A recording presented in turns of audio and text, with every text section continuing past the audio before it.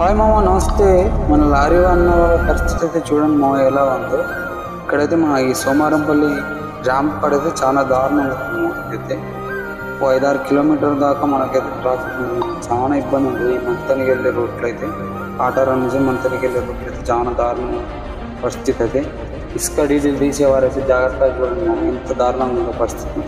వీళ్ళైతే వారం నుంచి 2 వారాల నుంచి నాన్ స్టాప్గా వాళ్ళకైతే లోడింగ్ అయితే అవ్వట్లేదు. ఈ వర్షాకాలం అయితే ఇసుక లోడింగ్ అయితే తక్కువగా ఉంటుంది. చూడండి మా డ్రైవర్ల పరిస్థితి ఇలా ఉంటుంది. మీకు నచ్చినట్టయితే కామెంట్ ఉన్నాం వీడియో మామ. ఈ కాళేశ్వరం ఇసుక అయితే ఎక్కడిక్కడి నుంచి వస్తున్నాం. విక్రవాల్ బండ్లు వస్తాయి, మన మెదక్ బండ్లు వస్తాయి, సిద్దిపేట నుంచి వస్తాయి, చాలా దూరం నుంచి వస్తుంది. మన నల్లగొండ గంటలు కూడా వస్తుంది, మహబూబ్నగర్ నుంచి కూడా వస్తుంది. చాలా దూరం నుంచి డ్రైవింగ్ చేసుకుంటూ నిద్ర నాటుకుంటూ ఇంత దూరం వచ్చి వాళ్ళు కష్టపడే విధానం చాలా బాధ అనుకుంటున్నాం. ఒక డ్రైవర్ పడే ఆవేదన చాలా ఇబ్బంది ఉంటుంది.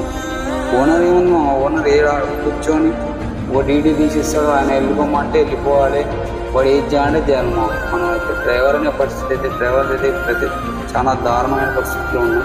డ్రైవర్ అనేవాడు ఒక్కొక్కతో సమానంగా ఉన్నాడు. ఇప్పుడైతే ఈ వీడియో నచ్చినట్టయితే కామెంట్ చేయండి, డ్రైవర్లకైతే షేర్ చేయండి. ఇప్పుడైతే రాకుండా ఇసుక ర్యాంప్ దగ్గరికి అయితే రాకుండా.